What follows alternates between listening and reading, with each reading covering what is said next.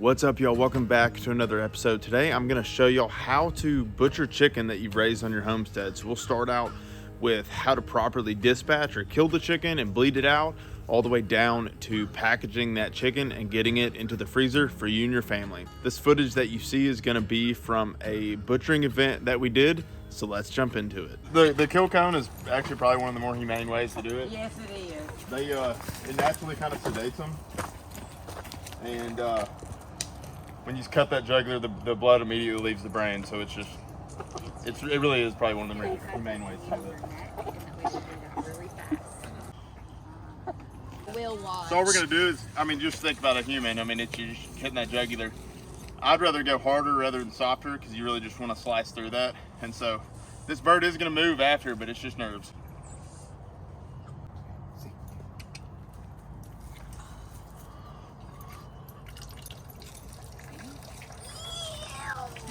I just turn the head to the side and just let it bleed out. It's 150-degree water, so this is what these gloves are for. If you plan on scalding, you will want these. For how long? Until you can start pulling the skin off the legs is the way I measure it. So it's starting to come off. Because you don't want to burn the bird. Right. So that's hot water. Yep. Okay. Now we're going on the plucker.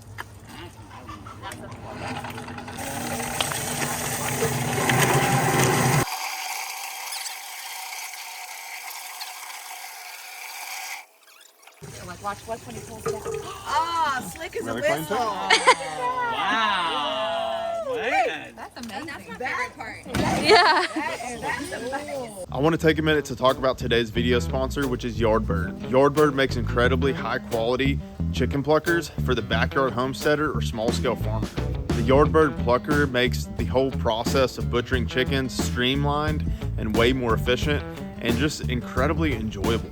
They have meticulously thought through the entire design of the plucker, and if you're in the market to purchase a chicken plucker, I highly recommend you checking them out. The legs off, you're just trying to find the valley in the joint. And it doesn't always happen perfectly.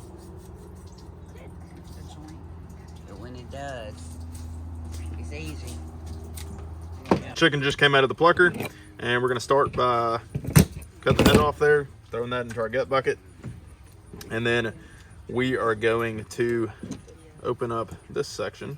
Actually, what we're gonna do is get this oil gland out, which is what they use to oil their feathers with. So we wanna get that removed. We're gonna kind of do a U motion underneath that. Throw that into the bucket. Then we're gonna come along here to where the esophagus and stuff is. We wanna open that up, run this along. And then we're wanting to get the crop free, which is where their food normally goes. These birds haven't had food in a while. You can see it right here. And it's pretty tough to get loosened up. But you're gonna want this loosened up as much as possible whenever you pull those guts out, which we'll do here in a minute. So just trying to loosen that free. There's a lot of connective tissue connecting it to the bird. So we got that pretty darn loose there. And then what we're gonna do is use our finger to come along here to get that trachea. And I guess you'd call it the esophagus. We want to break that free of the neck.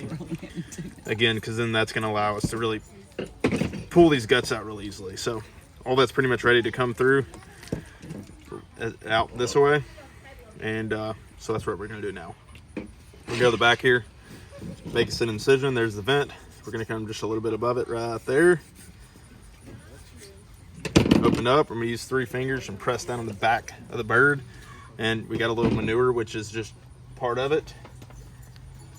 I'm gonna get the, yep, perfect. If that happens, I just come along and we'll spray this off some. It's just part of it. Even with these birds not having food in a while, it naturally can just happen still. I do have some sanitizer spray here. This is a food grade hydrogen peroxide. So what we're gonna do here is we just wanna rip this open as much as we can to get our hand through. And there's a little bit more manure. We'll just wash that off.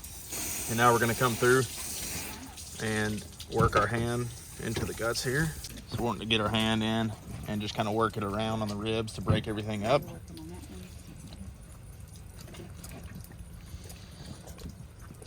And then we just want to pull. And you see this right here is what we're pulling out, and that's the esophagus and crop, which is why we tried to loosen it in the beginning. Yes, I see. So now we're going to be back here. I always like to hold everything up because we want to do a U motion now around the vent. So we're going to go down here, and then we're going to come right underneath, and there we go. You want your livers, which we're saving, and the heart. We're separating those. Again, you don't want to bust that. That's the bile.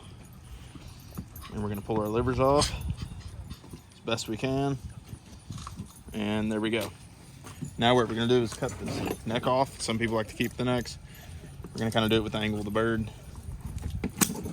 Now we're going to wash this bird out over here.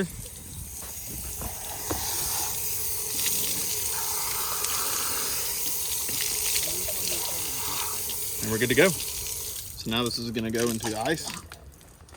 And we'll bag it here in a little bit.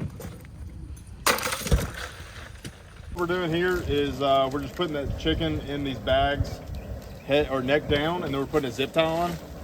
And then we're coming in here at about 200-degree water, and we're gonna stick it in for about 5 seconds. But what we're doing is we're poking a hole, about a 1/4-inch hole with this screwdriver actually, where the breast is. And that's gonna allow that air to escape. And we're gonna put this in for about 5 seconds. 1001, 1002, 1003, 1004, 1005. And there you have it. Got a shrunk wrap chicken ready for the freezer. Now look, first time butchering chickens. What'd you think? Not too bad, not too bad. A little bit easier than I thought it'd be. Not as bloody. It really is, especially when you have some good equipment. Yeah. And great Mom, what'd you think? Great people to do it with. It was amazing. Boom. All right, what was your thoughts? First time butchering chickens? I was really nervous before I came, but it was very smooth. Not as horrible as someone might think it might be. So many people think it's going to be just gruesome. It's not. It was not bad at all. It was a lot of fun, actually. Very educational. It was fun. That Plucker, that machine over there, it Thank you. Yardbird saved us. beats the fire out of hand plucking because I've done that before and it's no fun. So this was awesome. Babe, Not what'd you really. think? It was a long process, but a lot of fun. We've And butchered chickens together before, so. My favorite thing was actually pulling the guts and the heart and the liver out of the chicken. Like that was just kind of cool. It's really not that bad. Reaching your hand in there and like separating it all. Yep.